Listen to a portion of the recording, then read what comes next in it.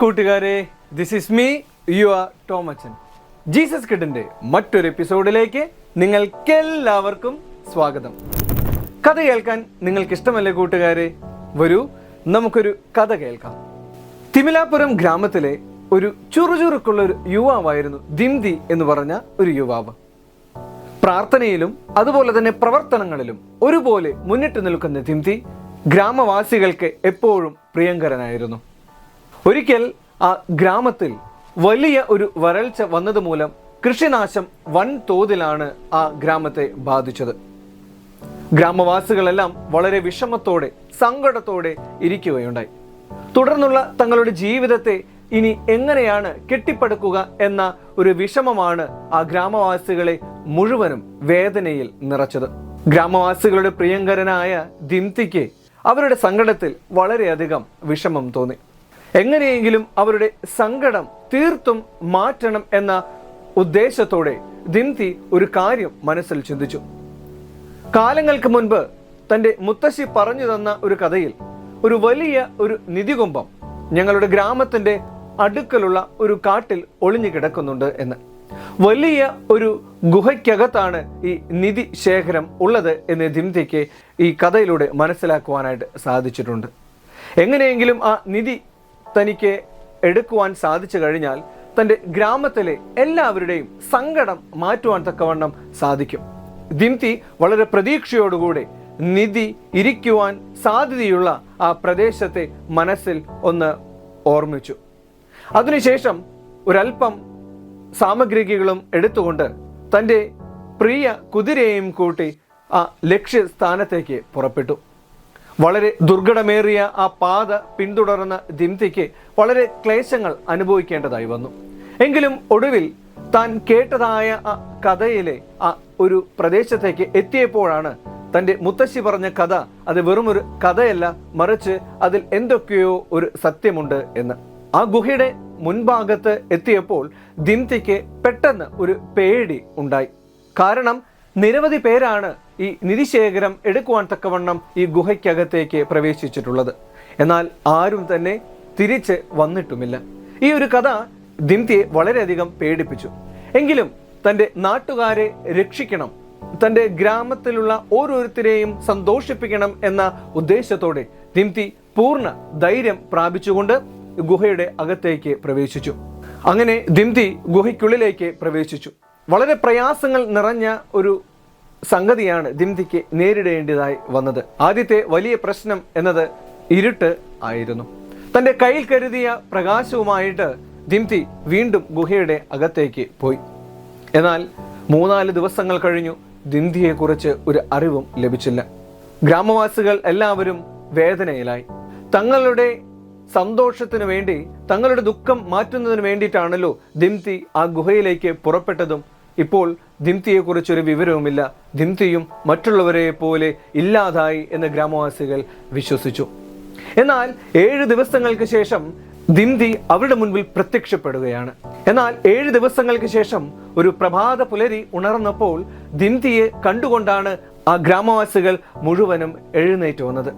ദിംതിയെ കണ്ടതും അവർക്ക് വളരെ സന്തോഷമായി. ഒപ്പം ദിംതിയുടെ കുതിരയുടെ അരികിൽ വലിയ ഒരു നിധികുംഭം ഇരിക്കുന്നത് കണ്ടപ്പോൾ ഗ്രാമവാസികൾക്ക് വളരെയധികം സന്തോഷമായി.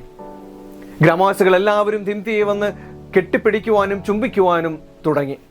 ഇതെല്ലാം കണ്ടുകൊണ്ട് നിന്ന ആ ഗ്രാമത്തിലെ മൂപ്പൻ ദിംതിയുടെ അരികിലേക്ക് വന്നു.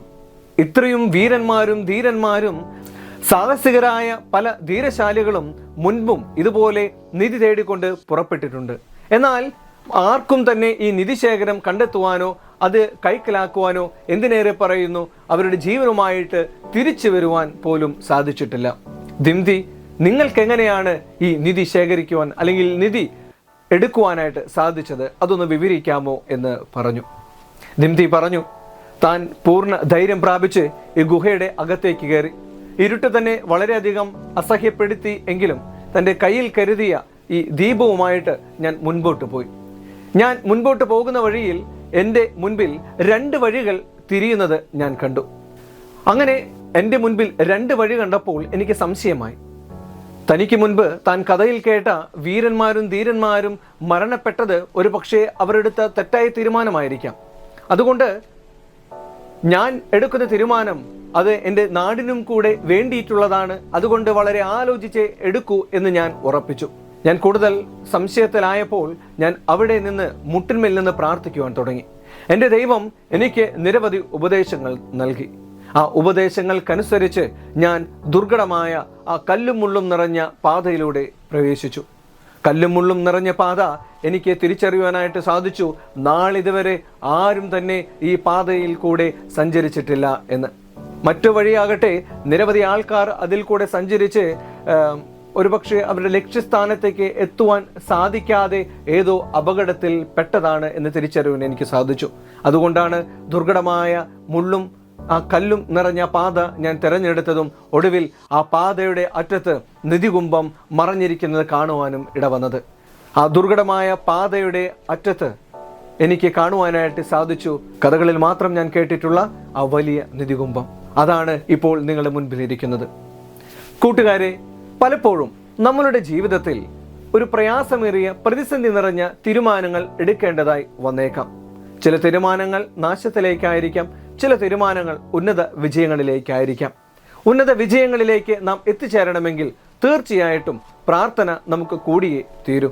അതെ, നമുക്ക് ഓരോരുത്തർക്കും നമ്മൾ എടുക്കുന്ന തീരുമാനങ്ങൾ നല്ലതായി ഭവിക്കുന്നതിന് വേണ്ടി നമുക്ക് നന്നായി പ്രാർത്ഥിക്കാം. കഷ്ടവും ദുരിതവും പ്രയാസവുമെല്ലാം സഹിക്കേണ്ടി വന്നാലും എൻ്റെ ലക്ഷ്യത്തിലേക്ക് ഞാൻ എത്തിച്ചേരും എന്ന് ഉറച്ച മനസ്സോടുകൂടി നമുക്ക് പോകാം. കൂട്ടുകാരെ, പലപ്പോഴും നമ്മുടെ ജീവിതത്തിലും ഇതുപോലെയുള്ള രണ്ട് വഴികൾ കാണുവാനായിട്ട് സാധിക്കും. ഒന്ന്, നിരവധി ആൾക്കാർ സഞ്ചരിച്ചിട്ടുള്ള സുഗമമായ സുന്ദരമായ ഒരു വഴി. മറ്റൊരു വഴിയാകട്ടെ ആരും സഞ്ചരിക്കാത്ത കല്ലും മുള്ളും നിറഞ്ഞ ദുർഘടമായ പാത.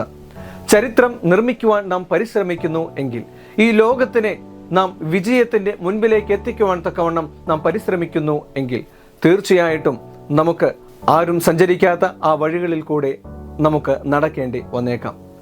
അതേ കൂട്ടുകാരെ, കഷ്ടങ്ങൾ എത്ര വന്നാലും ദുരിതങ്ങൾ എത്ര നേരിടേണ്ടി വന്നാലും അതിനെയെല്ലാം അതിജീവിക്കുവാൻ കർത്താവായ ദൈവം നമുക്ക് പ്രാർത്ഥന എന്ന ഉപാധിയിലൂടെ കൂടുതൽ ശക്തി നൽകും എന്ന വിശ്വാസത്തോടെ നമുക്ക് ഓരോരുത്തർക്കും പ്രത്യാശപൂർവമായ ജീവിതത്തിലേക്ക് നടന്നു കയറാം.